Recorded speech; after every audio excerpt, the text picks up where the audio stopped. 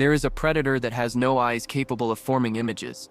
It cannot run, cannot chase, and cannot fly. It has never seen a sunrise.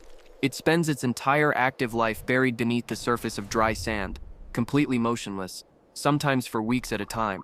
And yet, for the insects that stumble into its territory, it is one of the most inescapable hunters on Earth. Its name is the antlion, and the reason you have probably never thought much about it is the same reason it is so devastatingly effective. You cannot see it until it is already too late. The antlion larva, belonging to the family Myrmiliontidae with roughly 2,000 species distributed across warm, dry regions of every continent except Antarctica, does not hunt in any way that the word hunt typically implies. It does not pursue. It does not ambush from cover. What it does instead is something far more unsettling. It engineers the environment itself into a killing machine and then it waits. The trap it builds is not random. It is not approximate. It is, according to physicists and biologists who have studied it in detail, almost perfectly calibrated to the properties of granular materials, to the escape instincts of its prey, and to the specific geometry of collapse. Every element of the design serves a function, and together those elements create something that most insects that enter simply cannot survive. Today we are going to go deep into the science of why escaping an antlion's jaws is, for most insects, not just difficult but geometrically, physically, and biologically close to impossible. And once you understand the mechanics, you will never look at a patch of dry sandy soil the same way again. Let's start at the beginning, and then let the details slowly pull you in, just like the sand. The larva begins its existence by burrowing backward into loose, dry soil, using its abdomen as a kind of plow and its head as a shovel. Over the course of several minutes to an hour, it traces a tightening spiral, excavating a conical pit that is almost perfectly symmetrical. The geometry is not accidental. It is the product of millions of years of evolutionary refinement, and it encodes within its shape a trap so mechanically precise that it exploits the fundamental physics of granular materials in ways that engineers have only recently begun to fully appreciate. The pit, typically between 2 and 5 centimeters in diameter and roughly half that in depth, sits at the angle of repose for dry sand. This is a term from physics that refers to the steepest angle at which a granular material, like sand, can sit without collapsing under its own weight. Any angle steeper than this and the grains will slide. The antlion constructs its pit at precisely this threshold, which means that the walls of the trap are always on the verge of collapse. A single grain disturbed at the rim is enough to trigger a cascade that flows toward the center. And at the center, buried just beneath the surface with only its massive sickle-shaped jaws protruding, the antlion waits. Now here is where the science becomes genuinely unsettling. When an ant or small beetle stumbles over the rim of the pit, the first thing it does is exactly the wrong thing. It tries to run, and running in this context means pushing against the sand with its legs, which displaces grains, which causes more sand to slide toward the center, which accelerates the victim's descent. Every attempt to escape actively makes the situation worse. This is not a coincidence. The antlion has constructed a system in which the natural escape responses of its prey become mechanisms of capture, but the trap does not rely on physics alone. Researchers studying antlion behavior have documented something remarkable. When prey reaches the walls of the pit and begins to struggle, the antlion responds by actively flicking sand upward from the base of the cone. It does this using rapid, precise jerks of its head, launching grains in targeted bursts toward the struggling prey. This behavior has been studied in detail, and what scientists found is that the antlion is not just randomly throwing sand. The direction and intensity of the flicks are responsive to the position and movements of the prey. The larva is in effect making real-time adjustments to the avalanche. It is not simply a passive trap. It is an active, dynamic system with a biological processor at its core, a predator that has evolved to think with its environment.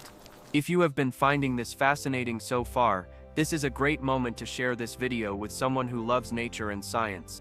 The world beneath our feet is stranger than most science fiction, and the more people who know about it, the better. Hit that like button, it genuinely helps this kind of content reach more curious minds. Let us talk about the jaws, because the jaws of an antlion larva are in a category of their own. They are not like the mandibles of an ant or the chelicerae of a spider. They are hollow. Each jaw is essentially a hypodermic needle fused to a curved serrated blade.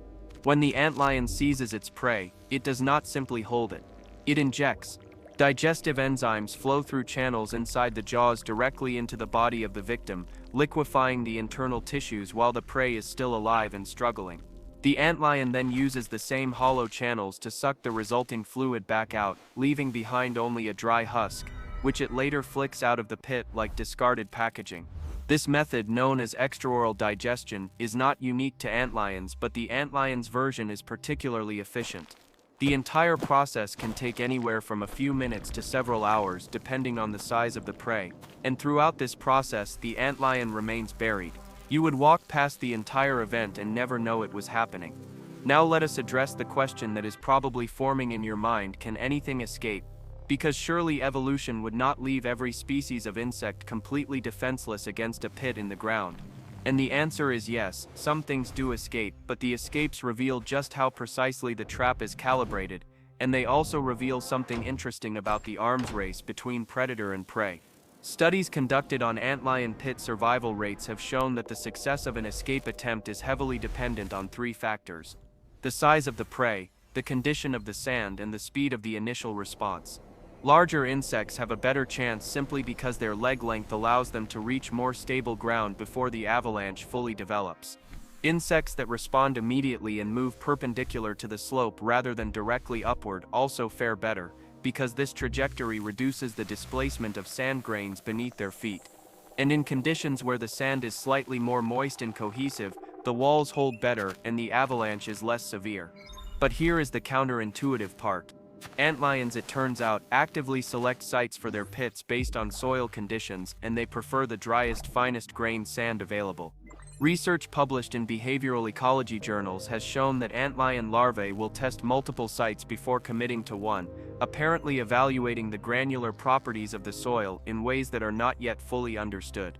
They are, in a very real sense, choosing their battlefield. And they choose the one where the physics is most in their favor.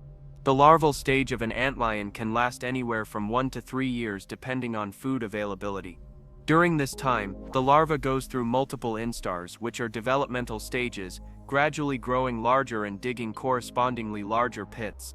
A mature antlion larva can reach a centimeter or more in length, and its pit can be large enough to trap small beetles, flies, and other relatively substantial insects. There are even documented observations of small spiders falling victim to antlion pits, though spiders are often better equipped to climb out due to their longer legs and adhesive setae on their feet. One of the more striking details of antlion biology is what happens when prey is scarce. Unlike many predators that can move to find food, the antlion larva is largely committed to its pit once it has been built. Building a new pit requires energy, and in dry environments where food is already limited, relocating is a costly decision. So what does the larva do when nothing falls in? It enters a state of suppressed metabolic activity and waits. Research has shown that antlion larvae can survive for weeks to months without food under the right temperature conditions. They slow their heartbeat, reduce their movement to essentially zero, and persist. The patience of this animal, measured against its size and the harshness of its environment, is something that is difficult to fully appreciate until you hold the numbers in your mind. A creature the size of a watermelon seed, waiting motionless in the dark for a meal that may not come for a month. If you are not already subscribed to this channel, this is the moment. We cover the science that lives at the edges, the parts of biology that textbooks mention in a single sentence but that deserve hours of examination. Subscribe now so you do not miss what comes next, because what we are about to discuss gets even stranger. Let us scale this up. Globally, antlions are found on every continent except Antarctica, and in many warm sandy ecosystems they are not rare. A single square meter of appropriate habitat can contain multiple pits. In some locations, the density of pits is high enough that researchers have documented significant local reductions in ant populations near antlion fields. This predator, invisible to most people because it lives beneath the surface and produces no sound and no movement under normal conditions, is quietly shaping insect community dynamics across large areas of savanna, desert scrub, and sandy woodland. There is also an ecological irony here that scientists have noted with interest. Ants, the antlion's primary prey, are among the most ecologically successful insects on Earth. They build complex societies, coordinate sophisticated behaviors, and collectively solve problems that no individual ant could manage alone. And yet, for all of that collective intelligence, The simple funnel in the sand defeats them with remarkable regularity. The social strategies that make ants so successful in most situations, their tendency to explore, to investigate unfamiliar surfaces, to carry food back to the colony, are precisely the behaviors that lead individual ants into antlion pits. The very thing that makes the colony strong makes the individual vulnerable. This dynamic, where the strength of a system becomes the source of its vulnerability under specific conditions, is something that appears again and again in evolutionary biology. And it is one of the reasons that predators like the antlion fascinate scientists who study coevolution. The antlion has not evolved to defeat the ant in general. It has evolved to exploit a very specific behavioral tendency, the tendency of a foraging ant to keep moving forward even when the ground beneath its feet is becoming unstable. There are some open scientific questions here that are worth acknowledging because honest science always leaves room for uncertainty. Researchers are still working to understand the precise sensory mechanisms that allow the antlion larva to detect prey, adjust its sand-flicking behavior, and assess soil conditions when choosing a pit location.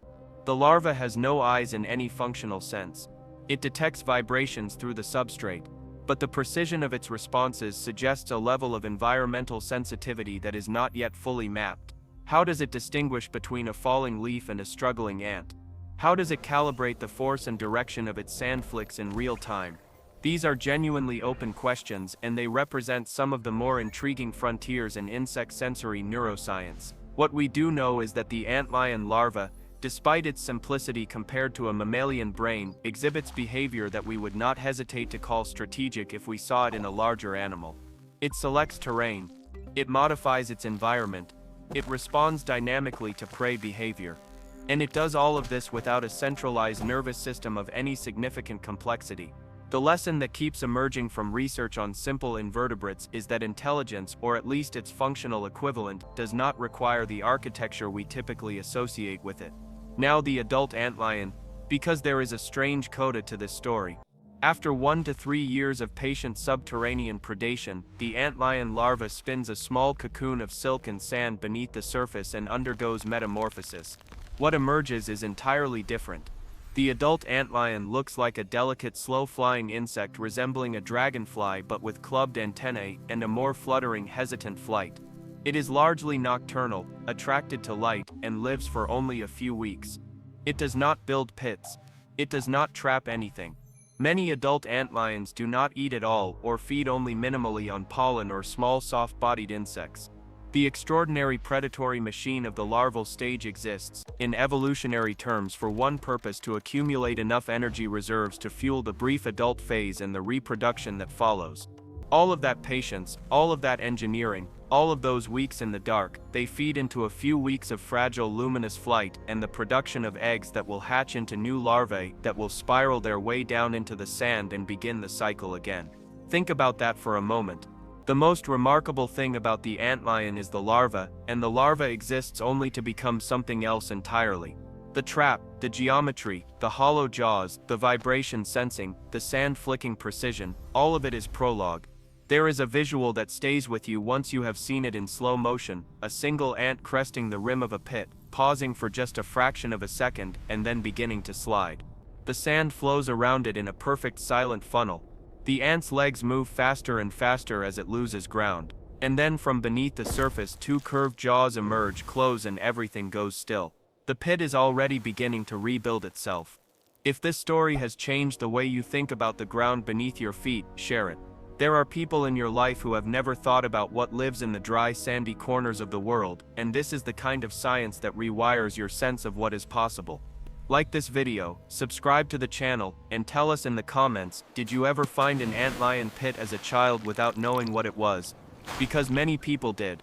And now you know what was waiting at the bottom. The world is full of traps engineered over millions of years by creatures we have barely begun to understand. The antlion is just one of them. And it has been there, patient and invisible, long before anyone thought to ask why the sand was spiraling down.